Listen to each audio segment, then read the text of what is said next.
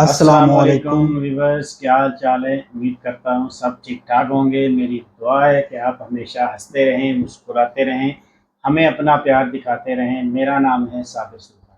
मेरा नाम है मोहम्मद सादिक। आप देख रहे हैं हमारा यूट्यूब चैनल। हाजिर एक नई वीडियो के साथ। वीडियो है वर्ल्ड फेयर की और उसका टाइटल है we are not responsible for Udaipur incident. और ये क्या वाकया है, क्या वीडियो है, मिलके देखेंगे, फिर उस पर करेंगे अपना रिएक्ट। हमारे रिव्यूज़ को जानने के लिए वीडियो को अंत तक लाजमी देखिए। अगर आप हमारे चैनल पर नए हैं, चैनल को लाइक भी कीजिए, सब्सक्राइब कीजिए और बेल आइकन भी प्रेस करना मत भूलिए। बढ़ते वीडियो के चैनल। नमस्कार and welcome to world affairs. मैं प्रशांत धवन। नाउ रिसेंटली हमने ये देखा है कि पाकिस्तान ने ऑफिशियली, जी हाँ ऑफिशियली, इनकी सरकार ने ये कहा है कि पाकिस्तान को उदयपुर इंसिडेंट से जोड़कर नहीं देखना चाहिए। यहां पर आप देख पाओगे आर्टिकल है, Pakistan rejects reports of Udaipur accused links to Karachi based Islamist organisation. देखिए इशू यहां पर यह है कि रिसेंटली उदयपुर, राजस्थान के उदयपुर में जो किलिंग हुई है, वहां पर दो मेन प्राइम एक्यूज्ड है जिन पे आरोप लगाया कि उन्होंने कन्हैया लाल जी को मारा था। इनमें से एक जो एक्यूज्ड है ये 2014 में कराची में गया था और ये बात ऑफिशियली कही है पुलिस ने कि Udaipur murder accused went to Karachi in 2014। He had links with Dawat e इस्लामी। तो पाकिस्तानी गवर्नमेंट का सीधा सीधा ये कह देना कि इनका कोई रिलेशन ही नहीं है उदयपुर में जो हुआ है उससे, ये गलत होगा। आई मीन मे भी हो सकता है कि पाकिस्तानी गवर्नमेंट का डायरेक्टली कोई यहाँ पर लिंक ना हो, मगर पाकिस्तान का जो इन्फ्लुएंस है, इनके जो ग्रुप्स का इन्फ्लुएंस है, ये धीरे धीरे इंडिया में दिख रहा है। और आज नहीं तो कल गवर्नमेंट को सोचना होगा कि जो कंटेंट यूट्यूब से और जगह से पाकिस्तान से छलक कर इंडिया में आ रहा है और जो सोच पाकिस्तान में एग्जिस्ट करती है उसको इंडिया में फैला रहा है, उसको काउंटर करने के लिए हम क्या कर सकते हैं। ऑलरेडी हमने पाकिस्तान के जो कई यूट्यूब चैनल हैं इनको बैन किया है। बहुत सारी जो मिस इन्फॉर्मेशन आती है पाकिस्तान से इंडिया में, इसको रिस्ट्रिक्ट किया है। तो कहीं ना कहीं देखिए कुछ मेजर स्टेप लेने की भी आवश्यकता है, क्योंकि क्लियरली पाकिस्तान खुद यहाँ पर कुछ रिस्पॉन्सिबिलिटी नहीं लेने वाला ना। अब यहाँ पर आप पूछोगे ये डिस्कशन वैसे हो भी क्यों रहा है इंडिया में कि लिंक्स क्या थे यहाँ पे टेरर एक्यूज के। रीजन इसका यह है कि हम लोग एज ए कंट्री समझने की कोशिश कर रहे हैं कि उदयपुर में जो हुआ है उसका रीजन क्या है, क्योंकि as Indians we are not like this. तो इसी बीच देखा गया है कि सुप्रीम कोर्ट ने भी कुछ ऑब्जर्वेशन दी है। ये ऑब्जर्वेशंस क्या है ये हम समझते हैं, मगर आगे बढ़ने से पहले आपसे क्वेश्चन पूछूंगा कि हाल ही में दो देश हैं जिन्होंने अप्लाई किया है कि ये भी ब्रिक्स ग्रुपिंग को ज्वाइन करना चाहते हैं। तो आपको बताना है कि ये दो देश कौन से हैं। तो ये है यहाँ पे आपकी option, Tajikistan and Japan, Iran and Argentina, Iraq and Saudi Arabia, या फिर Sri Lanka and Maldives. Comment section में करिए उत्तर, सही आंसर आपको मिलेगा वीडियो के अंत में। तो देखिए सुप्रीम कोर्ट ने रिसेंटली एक ऑब्जर्वेशन दी है। अगेन ये कोई रूलिंग नहीं है, ये यहाँ पे सुप्रीम कोर्ट ने किसी रिटन ऑर्डर में ये बात नहीं बोली है, मगर सुप्रीम कोर्ट के जस्टिस ने अपने ऑब्जर्वेशन में ये कहा कि जो उदयपुर में हुआ है उसकी कहीं ना कहीं जो रिस्पॉन्सिबिलिटी है ये नुपुर शर्मा पे आती है। यहां पर आप देख पाओगे नुपुर शर्मा की जो स्टेटमेंट थी about prophet Muhammad, it is responsible for the unfortunate killing in Udaipur. और आगे सुप्रीम कोर्ट के जस्टिस सूर्यकांत साहब ने यह भी ऐड किया कि नुपुर शर्मा अकेले, she is single handedly responsible for what happened across the country. पूरे देश में जो भी हुआ है रिसेंटली उसके पीछे मेन रीजन यहाँ पे है नुपुर शर्मा। आगे जस्टिस सूर्यकांत ऐड करते हैं कि नुपुर शर्मा की जो भी स्टेटमेंट थी it was made for cheap publicity and political agenda. अब ये यहाँ पर सुप्रीम कोर्ट की ऑब्जर्वेशन है। अब इमीडिएटली यहाँ पर आप एक क्वेश्चन पूछोगे, वेट सडनली सुप्रीम कोर्ट यहां पर कैसे आ गया। देखो इशू यहां पर यह है, नुपुर शर्मा पर आज के समय देश भर की वेरियस हाई कोर्ट में लोगों ने केस डाल दिए। तो अब नुपुर शर्मा को क्या करना पड़ेगा कि देश के विभिन्न पार्ट्स में जो डिफरेंट हमारी हाई कोर्ट्स हैं स्टेट के, वहां पर अपीयर होना पड़ेगा। और नुपुर शर्मा ने सुप्रीम कोर्ट को यह कहा कि कई लोगों ने इनको धमकी दी है कि इनको ये जान से मार देंगे, तो इनको ये सहूलियत मिलनी चाहिए कि सारे जो केसेस हैं ये सुप्रीम कोर्ट के थ्रू इनका रिप्लाई करे, इनको देश के विभिन्न हाई कोर्ट में जाना ना पड़े। क्योंकि अगर ये ज्यादा ट्रैवल करेंगी तो कहीं ना कहीं जो इन पर थ्रेट है ये भी बढ़ता रहेगा, क्योंकि जब आप ट्रैवल करते हो तो कहीं ना कहीं आप वनरेबल बन जाते हो, अटैक आप पे आराम से हो सकता है। तो नुपुर शर्मा इसके लिए सुप्रीम कोर्ट पे गई थी। अब सुप्रीम कोर्ट ने यहाँ पर नुपुर शर्मा को यह कह दिया कि जो आपकी स्टेटमेंट है इसी की वजह से ये सब हुआ है, और सुप्रीम कोर्ट ने यहाँ पर यह भी कह दिया कि नुपुर शर्मा की जो प्ली है इसको हम रिजेक्ट करते हैं। तो अब नुपुर शर्मा को पूरे देश में ट्रैवल करना पड़ेगा केसेस लड़ने के लिए। हालांकि मैं यहाँ पर ऐड करूंगा कि सुप्रीम कोर्ट का जो फाइनल ऑर्डर था वहां पर उदयपुर वाली जो ऑब्जर्वेशन थी उस सब का कोई मेंशन नहीं है, ये सब ओरल ऑब्जर्वेशन थी। देखो एग्जाम पर्सपेक्टिव से यहाँ पे समझ लो, इसको आप ऑबिटर डिक्टम भी कह सकते हैं। इसका मतलब ये होता है कि अदर थिंग्स सेड, मतलब कि लीगल ओपिनियन में जो एक्स्ट्रा चीजें बोली गई थी उनको कहते हैं ऑबिटर दिक्ता। तो सुप्रीम कोर्ट ने जो भी बातें बोली हैं उदयपुर से रिलेटेड, बाकी चीजों से रिलेटेड, ये कोई इनकी ऑफिशियल जजमेंट नहीं है, ये बस एक आप चल लीजिए एडिशनल रिमार्क्स हैं जो सुप्रीम कोर्ट ने ऐड किए थे। मगर कई लोग हैं इंडिया में जो मानते हैं कि सुप्रीम कोर्ट के जो ये रिमार्क्स हैं ये विड्रॉ कर लेने चाहिए सुप्रीम कोर्ट को ऐसा नहीं कहना चाहिए था।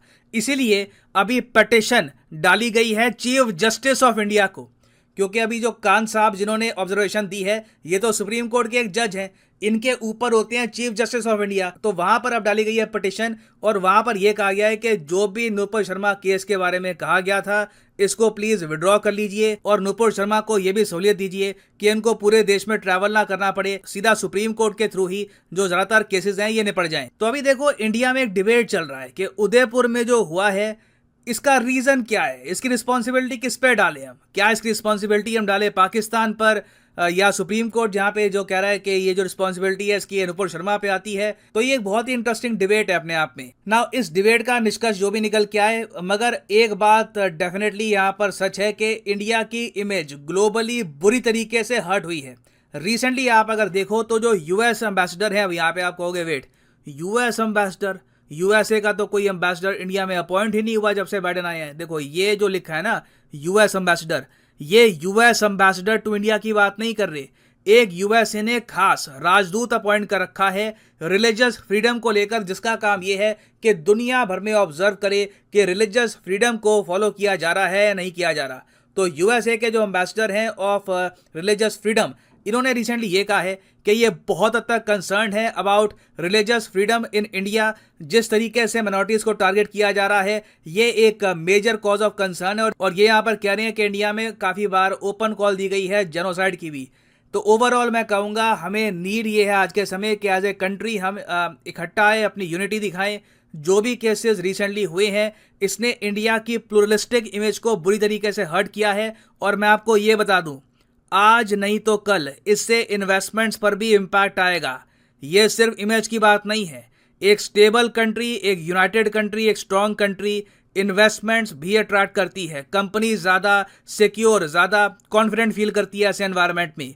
तो नीड ये है कि we need to get our house in order ताकि कंट्री कंसिस्टेंटली ग्रो करती रहे and we keep on attracting more FDI. And finally वापस आते हैं अपने क्वेश्चन की तरफ कि रिसेंटली वो कौन से दो देश है जिन्होंने कहा है कि जी हम भी ब्रिक्स ग्रुपिंग का पार्ट बनेंगे। तो सही उत्तर यहाँ पे है option B is the right answer, Iran और अर्जेंटीना। इन दोनों देशों ने कहा है कि ये भी ऑफिशियली अब ब्रिक्स ग्रुप का पार्ट बनना चाहते हैं और बहुत ही जल्द आपको दिखेगा अगर सारे ब्रिक्स कंट्रीज में सहमति बन गई तो 5 ब्रिक्स मेंबर से बढ़ के हो जाएंगे 7 ब्रिक्स मेंबर्स। और फाइनली यहाँ पर मैं ये भी ऐड कर दूं कि लाइफ में अगर आप एक बार प्रॉपरली यूपीएससी एग्जाम की तैयारी करना चाहते हैं, किसी भी एग्जाम की तैयारी करना चाहते हैं, चाहे आईआईटी हो, बैंक हो, तो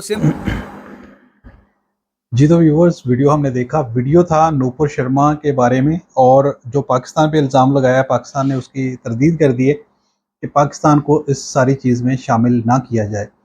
तो दूसरी तरफ ये लिंक निकाल रहे हैं कि जिस शख्स ने ये मामला किया वो 2014 में दावत इस्लामी जो एक पाकिस्तान की मजहबी जमात है, वो उसका सियासत से भी लिंक नहीं है, सिर्फ वो मज़हब के ऊपर एक जमात है और वो अपनी तबलीग करती है, उसके किसी कन्वेंशन में शामिल हुआ है और इससे ये ताने बाने जोड़ रहे हैं। ये ताने बाने जुड़ेंगे नहीं, ये सबको मालूम है, लेकिन वो जो कोशिश अगर थोड़ी बहुत कर रहे हैं पाकिस्तान पे इसको डाल के इसमें से निकला जा सके तो ये होगा नहीं। इनको संजीदगी से सोचना पड़ेगा। जिस तरह से सुप्रीम के ऑनरेबल जज ने रिमार्क्स दिए हैं और चले रूलिंग नहीं भी दी लेकिन रिमार्क्स लाजमी दिए हैं कि नुपुर शर्मा इस सब के पीछे सबकी जिम्मेदार है।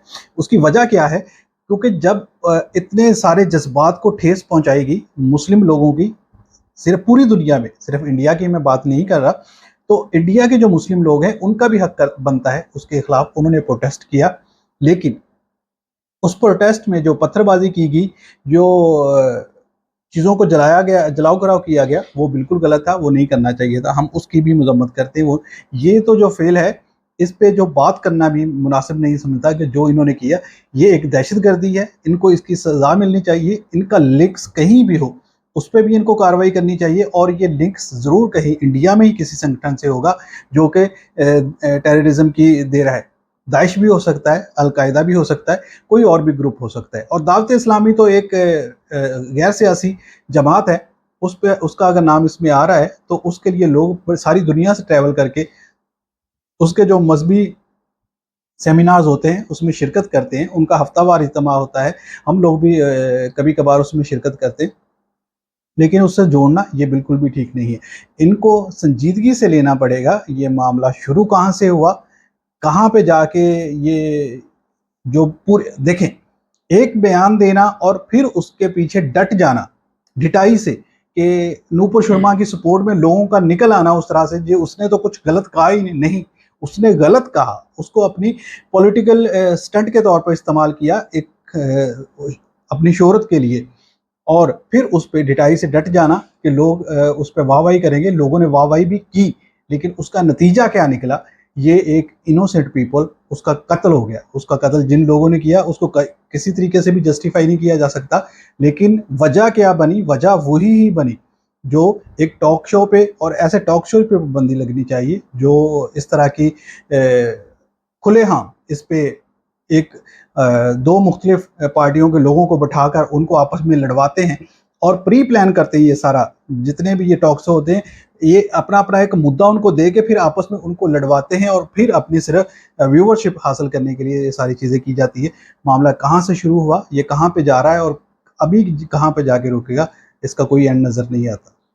बिल्कुल जी, देखें कि इसके ऊपर जो सुप्रीम कोर्ट के जो रिमार्क्स आए हैं, उन्होंने भी रिमार्क्स दिए हैं, और अगर वो क्लियर फैसला दे देते कि जो नूपुर शर्मा उन्होंने जो गुस्ताखी की है वो केस चल रहा है ना, अभी केस चल रहा है, केस चल रहा है, उसके ऊपर वो देखें, अगर वो फैसला वो देते हैं, उसको कड़ी सज़ा देते हैं, तो उससे क्या होगा, इंडिया की इमेज बेहतर होगी। क्योंकि जो ज़्यादातर देखिए इंडिया के अंदर जो है मुस्लिम जो कंट्रीज़ हैं वो इन्वेस्टमेंट कर रही हैं, जो खलीजी ममालिक हैं, यूएई हो गया या बहरीन हो गया, दुबई, ठीक है, तो उनकी जो इन्वेस्टमेंट है उन्होंने सबसे पहले जो है इसके बयान के ऊपर जो मुखालफत की थी। तो अगर ये अदालत तो इसको सज़ा नहीं देती है, इसको कंडेम नहीं करती है, तो फिर क्या होगा कि बिल्कुल उसके इफेक्ट जो है वो इंडिया के ऊपर पड़ेंगे, उसकी इन्वेस्टमेंट के ऊपर भी पड़ेंगे, उसके कारोबार जो उसके एक्सपोर्ट है उसके ऊपर भी पड़ेंगे। तो इसके ऊपर देखना चाहिए उनको कि ऐसे वाक़यात नहीं होने चाहिए। मैंने कल की वीडियो में भी यही कहा था, ये फेलियर है मोदी हुकूमत का, इसके ऊपर उनको गौर करना चाहिए। तमाम इदारे जो हैं उसमें अदालतें भी शामिल हैं, उसमें बाकी इदारे भी शामिल हैं, सबको देखना चाहिए कि ऐसे वाक़यात की रोकथाम कैसे की जा सकती है।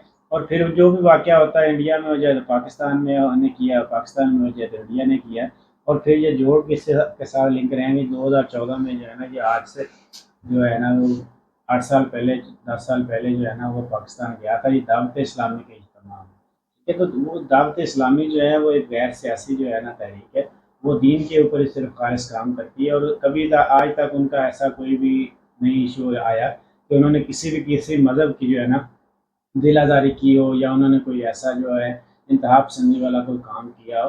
तो ये बिल्कुल ऐसे उठा के कह देना कि देखें ये वहाँ पे गए थे, बिल्कुल अगर वो आया होगा, इज्तिमा में शामिल हुआ होगा, लेकिन उसके ताने बाने पाकिस्तान से जोड़ देना ये भी अच्छी बात नहीं है। देखना चाहिए एक इंसान का जो फेल है वो उसका अपना ज़ाती फेल होता है।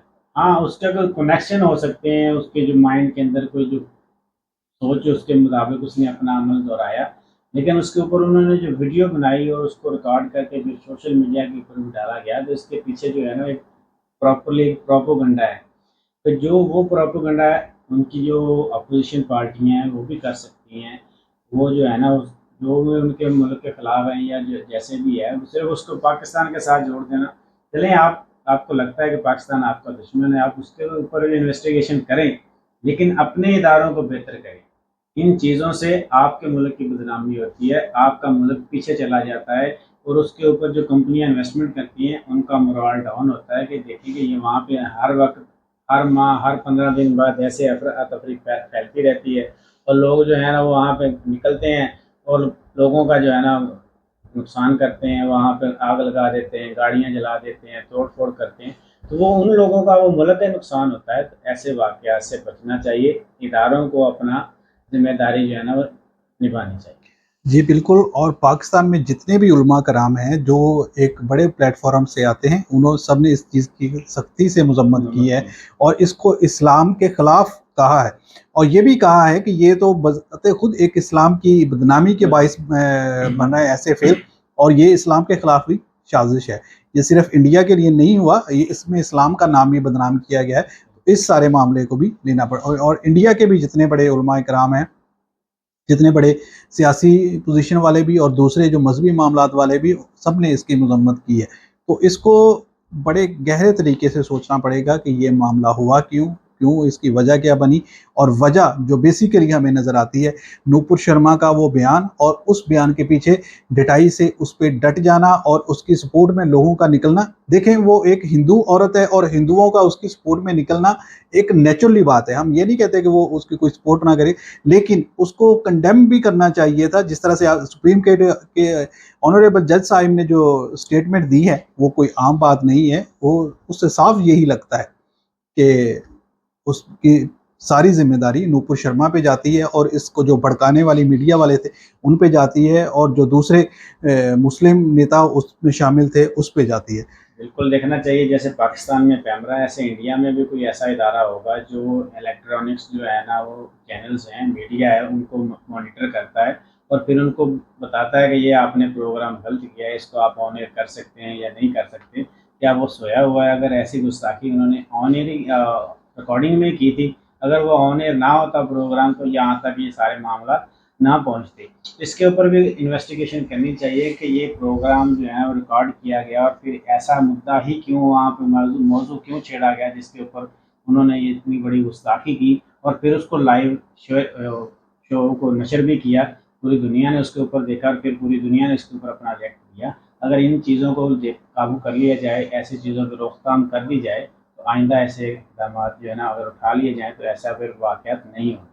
जी व्यूवर्स, उम्मीद करते हैं आज की वीडियो आपको अच्छी लगी होगी। वीडियो अच्छी लगे लाइक करें, शेयर करें, कमेंट सेक्शन में अपना राय का इज़हार लाजमी करें। वीडियो को अंत तक देखने का शुक्रिया। अल्लाह हाफिज़।